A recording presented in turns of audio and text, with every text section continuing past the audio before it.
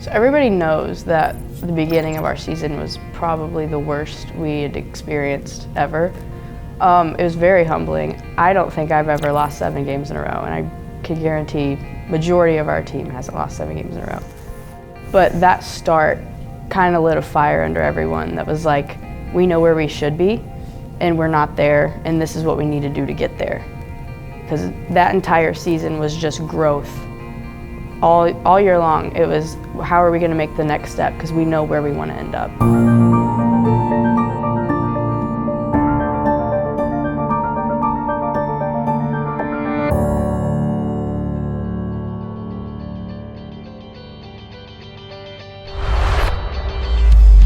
So we started the season going down to Georgia and Florida.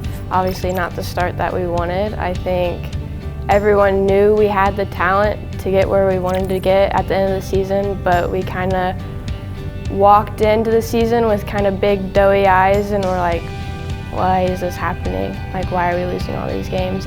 The season leading up to the tournament, our start was a very shaky one at best. I think in the end, I appreciated it a lot, and it was something I'm almost glad happened because I think it took off a little bit of pressure for our team to be perfect. We knew we had a huge opportunity to do great things last season. I think our mindsets could have been a little bit different if we maybe had won all 7 of those games. Every game we were right there. We just couldn't get that big hit. And you knew eventually we're going to hit. The nice thing was the pitching staff was doing their job. Our defense was right there. It came down to us executing and just figuring out who we were and how we're going to win some games. Pitchers did very well down in Georgia.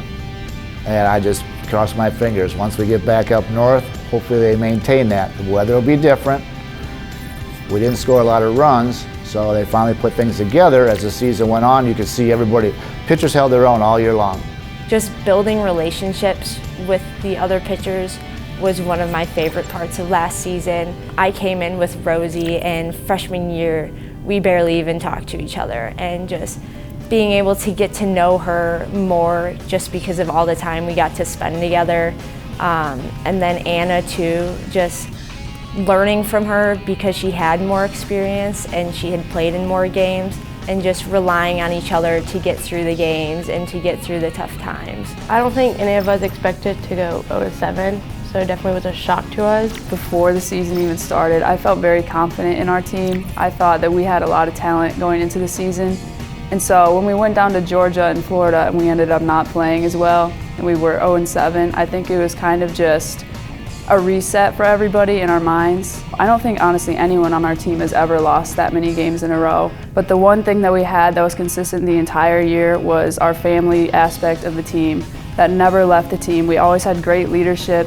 We knew that our teammates always had our back, and that definitely kept us going through that 0-7 start. More impactful than the 0-7 start was the loss to Kalamazoo, because we were like, okay, like after Florida and Georgia, we're starting to win, we're getting back on track, and then slap in the face, we lose to Kalamazoo, which was a game we never should have lost. And I think we were all like, okay, we can say we want to win games and we can show up, but we have to show up to every single game and play as hard as possible. So then, after that game, we kind of made the decision, anything but our best was unacceptable. But I think that was, a really big point of our season. And then once we got to the World Series, we kind of were like, what do we have to lose? Nobody's betting on us at all. We had 8 games left in conference play. We had to win all to win out, and we had a long conversation. It was time to quit being mediocre. It was time to make a decision to be great. At the NCAA Trine Softball Championship Finals.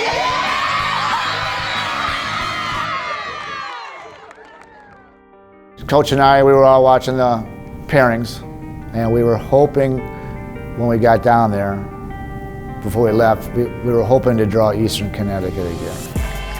It's the 4th and final game of day 1 of the 2022 Division III Softball Championship back here in Salem, Virginia.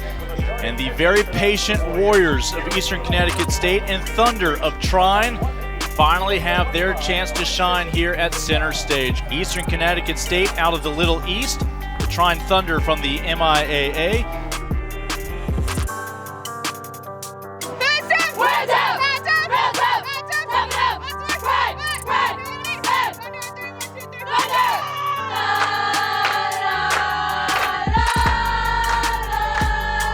being in the national championship is kind of what every little girl dreams of. It's the top level of where you want to get in your play, and so I remember walking out that first inning and just kind of looking around, because it's the biggest scale you're going to play on and you don't always get to play in it, and it was just an experience that you just want to keep forever. See it coming down. Let's see if this ball will get down. It does not. Caught by Prather. Prather shows off her range and keeps the Warriors off the board. After one inning of a long-awaited start between the Warriors and the Thunder in our fourth and final game of the day, we are scoreless heading into the second. As this one shot out towards left, could carry to the wall. Goodbye. The Thunder strike first. Scarlett Elliott will touch them all. The home run was something I did not think was, I did not think it was going out when I saw that ball come off the bat. It was something I sort of just threw my hands at, and I knew we needed to get going and get a score on the board. So I was just hoping to do whatever I could to get the team's offense going. This is the heaviest we've seen the rain, so you start to see a pitcher like Rosie start to lose control of the ball. So there's two things that will influence whether play continues. One, the player's safety, but also whether the field will be in a condition to continue for the tournament the next day. And so the grounds crew can also intervene. And let's see if right now, well, no, this is Trine. I think they're going to give their pitcher a towel at the very least. It was raining really hard, and I was throwing in that situation, and it seemed like every time I went onto the mound, it started raining even harder. And then every time their pitcher went onto the mound, it stopped raining. So it was just one of those types of games where it took a lot of mental strength for everyone on the team, honestly, to get through. Alexis Michon was able to get through her tough half inning, a 1-2-3, but it's now 8 straight pitches that have been off the mark as the rain falls down. And now the bases loaded for Eastern Connecticut State. When you can see the expression on Rosie's face and her body language, not happy. Potentially with her own performance, potentially with conditions, but seeing the pitcher bear down a little bit more here, which we love to see the competitor come out. And down on strikes after a couple of walks, Rosie able to strike out her counterpart as Michon could not lay off that final pitch. And that's a great response from Rosie. It seemed like every time we took the field, someone turned the rain on. And I wasn't trying to get ejected, but I was definitely trying to stall the game and get everyone's attention that I thought we were getting hosed by pitching in that. You don't play the whole year to play in that situation.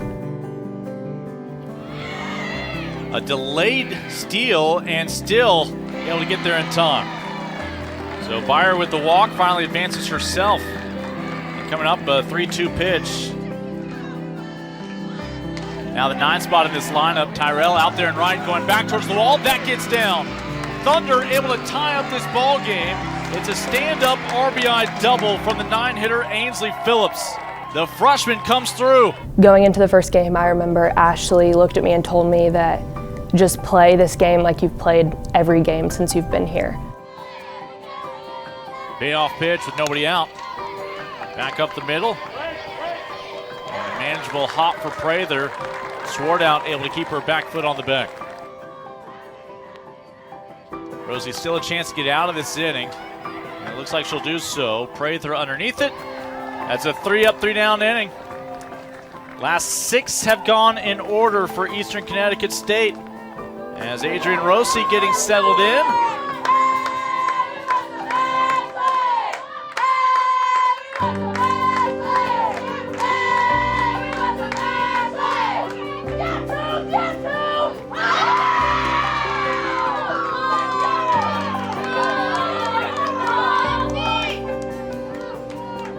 Rain continues to pour down as the Warriors, your home team here in this one, as the 3 seed against the 6 seed Trine.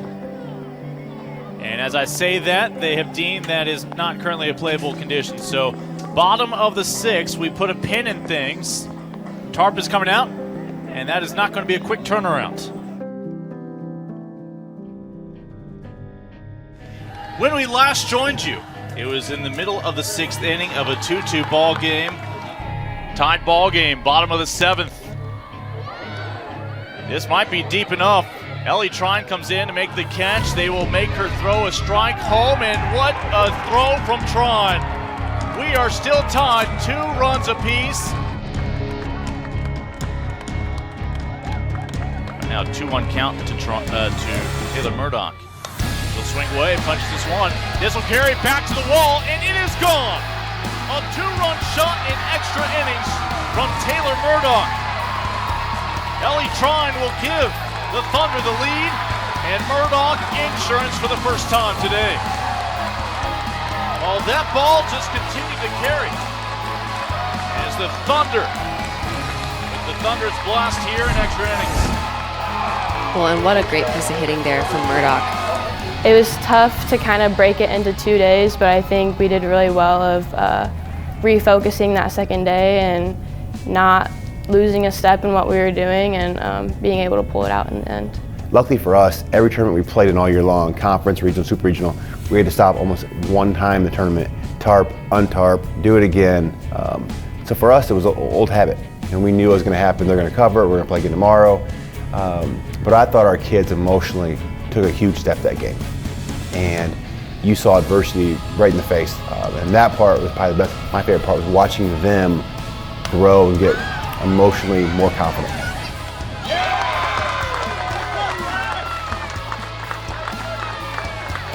We pulled it out somehow, but that was a very intense game.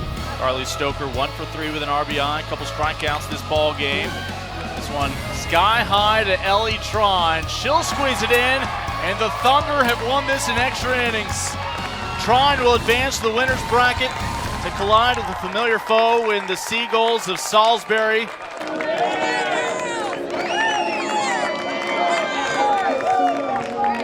Team 37 on 3, 1, 2, 3. Team 37!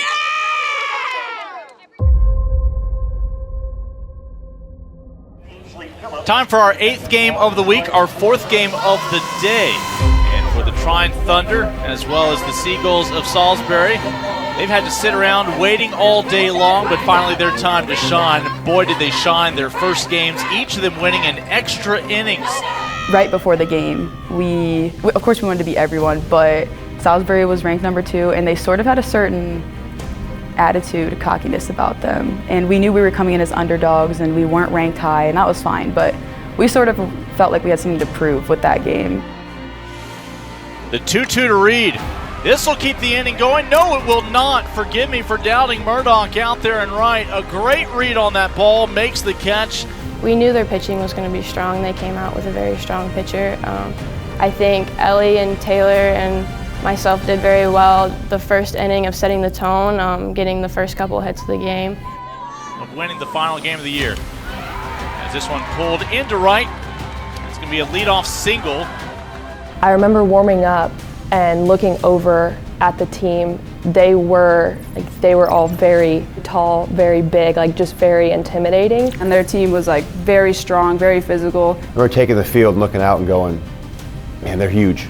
It was 6 foot, 6 foot, 5'10", 5'10", and I was curious how we'd respond just to being the smaller team. It doesn't happen to us very often. We're usually one of the taller teams on the field. And we came out and just went single, single, single, and put pressure on them. This ball shot through, and Trine has 2 on. Murdoch joins Ellie Trine. Back-to-back singles. And I like the energy that Trine has brought to this first offensive showing so far. Ellie Trine rounding third. She'll come home. It's an RBI single from Amanda Prather. 3 base hits for Trine to begin this ball game in the home half of the first as they land the opening blow. You saw them really shoulder the load of the emotional side. They made 3 or 4 mistakes. We capitalized. We were sharp. I thought we communicated better. I thought we were mentally much stronger than they were at that point. That one will get away. One runner will advance. And now the other runner will follow. And Trine's going to have insurance, and we have as well an obstruction call, but it's a moot point. Taylor Murdoch comes home.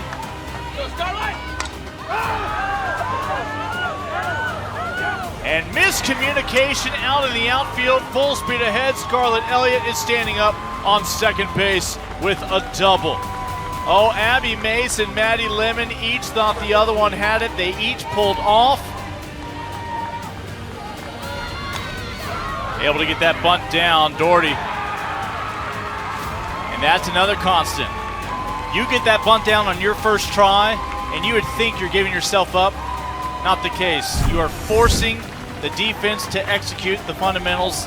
Easier said than done under this kind of pressure. Coach D had just called a meeting, and Scarlett was on third, and he told me and Scarlett, he's like, it's not a squeeze, but he said to Scarlett, like, if you see it down, go. And he told me to get it to the first base side.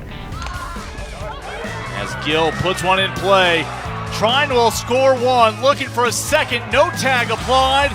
Everything going the way of the Thunder. Execution by Gill and the bunt was phenomenal. Being able to have a big hit or bunt in a game like that is an experience that I won't forget. Bases loaded for Trine. 5 Thunder batters have come to the plate. All 5 have reached, 2 have scored, and now you go to the top of the order to your player of the year, Ellie Trine. Trine will punch this out towards left, able to squeeze it Katina, but it will score one. Sacrifice fly from Ellie Trine. It's your first out this inning, but it's your 3rd additional run for the Thunder as Haney scores the pinch runner. We talk all the time about throw the first punch, and we threw 3 or 4 of the first punches, and then Prather threw the knockout. The 3-0 pitch with bases loaded. Prather will send a screamer off to the distance and gone. It's a grand slam home run for Amanda Prather to break this game wide open and inch Trine a little closer to a 2-0 start in Salem. 4th home run on the year for Prather as she crushes that one.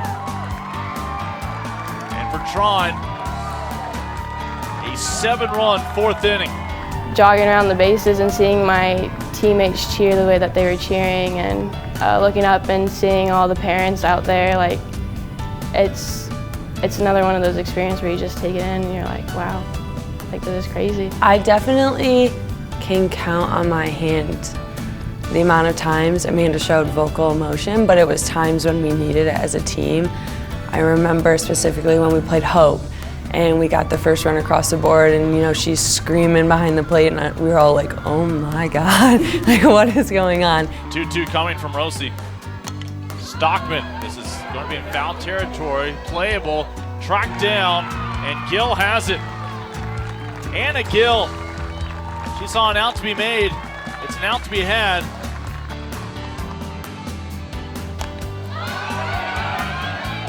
And identified just in time by Phillips. A couple of foul outs. And Trine's 1 out away from moving on at 2-0.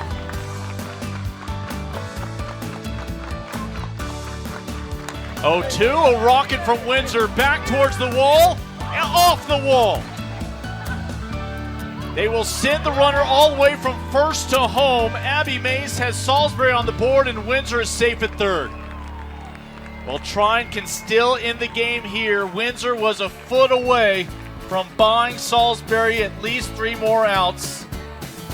That is a critical run standing on 3rd base right now.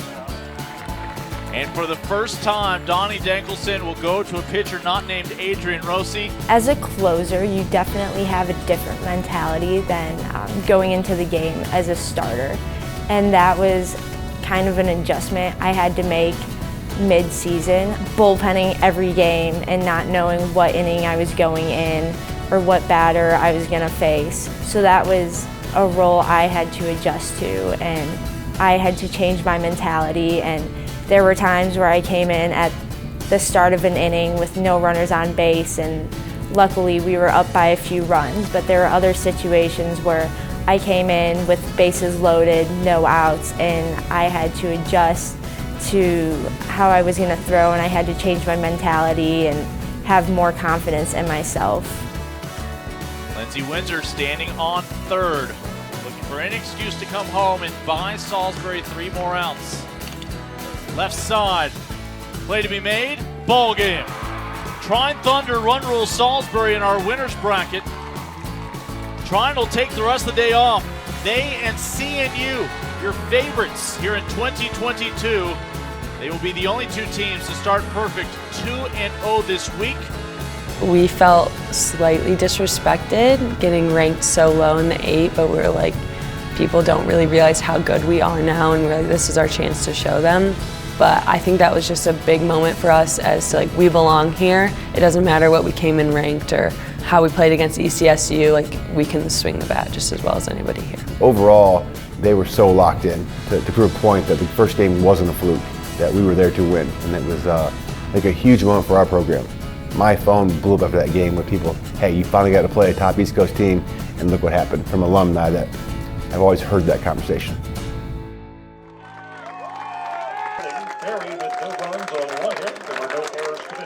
It's just really amazing to see parents that supportive, because especially at the World Series, they were out in the parking lot like waving at us as our bus came in, and there was just no other groups of parents out there. And I think that's a huge thing that means so much to me, especially with my parents being able to be there and kind of lead this group of people to just celebrate what we have as a team. Well, and Anna Keppel has a tall task in order to support her teammate Adrian Rossi, who pitched outstanding to get the Trine Thunder to this moment. Over the right side, and one away. Emma Byer over to Swart out, retires Katie White. Watching Rosie play and develop as a player over the last 2 years, coming into that tournament, she just has developed into this confident pitcher that just wasn't there before. Like, you could just see a switch in her, and she was dominating. And I wanted to learn from that. I knew my role on the team. I was more of an energy in the dugout. I was able to step back and be encouraging to my teammates. And Rosie was one of them, obviously, and I looked up at her as I go into the Barry game, and she had pitched in the World Series multiple times at this point. And I just had to look at her, and I was like, how are you so calm during these moments? I was literally like shaking in the dugout, and I was like, I've gone out there and I've tried to trust myself, but what voice is in your head right now that keeps you confident and cool on this mound? And she just told me that you just have to go out there and do it. Like, these games aren't any different than any of the games that we've played in before. And she's like, I have your back, and I know you have mine. And that's just something I'm not gonna forget about anymore when I play softball with her. 1-2, slow roller plays to be hands at first, and Amanda Prather comes through. So Barry threatens, but ultimately Trine keeps them from crossing home plate as we remain scoreless.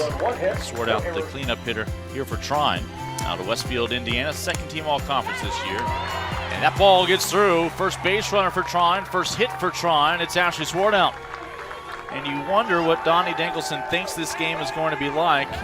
And I think this is an indication, as he's going to run for Swart out. Emily Wheaton, as the runner goes on the miscue. And Wheaton has her 18th stolen base on the year.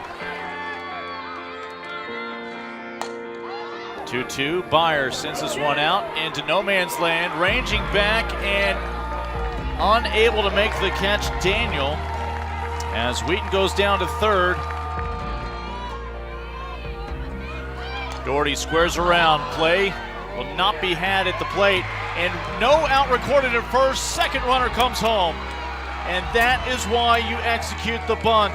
Force that defense with the pressure on them to execute. Barry can't do it, and it costs them 2 runs. Wheaton and Byer come home. Well, and 2 runs coming home on a miscue like that, again, forcing the defense to have to make a play. I was always in the bullpen to start the games, and whether it was for an inning or 2 innings or the whole game, that was something I adjusted to. And the ECSU game, I bullpenned both days, and then Salisbury I did as well. And then prior to the Barry game, Coach Smith had talked to Anna and I, and he said, we've been rolling with the 2 of you all year, and that's, you know, something I don't want to change. Rosie's been pitching really well, but I think we need to change things up. So I knew Anna was starting, and I would be in the bullpen as long as I needed to be. My mentality was to just go in there and throw how I'm used to throwing, and I couldn't put any extra pressure on myself just because it was such a big game for us. Rosie had a phenomenal tournament, but what gets overlooked is Anna and Lauren pitched every closeout game. You go back to doubleheaders in conference, regional, super regional, they were the ones that won the final game. And to put those two on the mound against Barry, to go out and shut them out, they pitched phenomenal. I think Anna went 4 innings strong. Lauren came in like she did all week and got big outs. And I thought, again, our execution was awesome. I mean, they had probably the fastest kid in the tournament on second base, and we turned double play, going first to third to get out of an inning. I mean, our defense just elevated that day and refused to lose. And again, execution on the offensive end, using the short game into the long game. It was just a really, you saw all spectrums of Trine Softball on both sides of the ball that game. This one is shot towards the wall, and that ball is gone. Prather with her second home run this week in Salem, a big one, as that will draw the Thunder a little closer, being one of the final 2 teams playing softball in Division III. Well, Amanda Prather seeing the ball really well.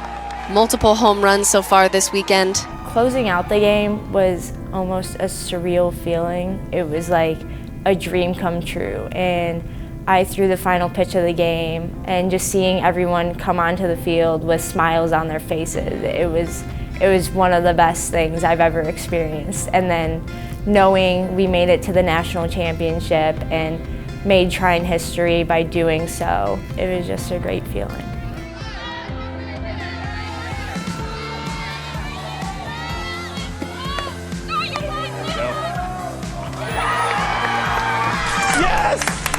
Yeah! Go to the ship, baby!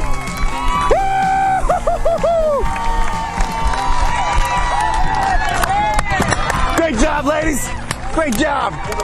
So proud of you. Line it up. Good job. Coming in as a freshman, to know that my freshman year, I made history and I was a part of history, that really meant a lot to me. This is what everything you work for is. Everything you work for is to get to this point. It's the farthest you can go. After that game, there was sort of a weight lifted off my shoulders, at least personally. It felt so good to see that team come full circle from the beginning of the season to the end, to make it to our end goal. It was so exciting to look around and just see smiles on everybody's faces and the coaching staff. All right, you guys have worked so hard for this moment. I could not be more proud of you. We stayed true to who we were. You believed in what we told you. You didn't care we made changes. All you cared about was each other. We put Ubuntu to the test, and you guys passed it with flying colors.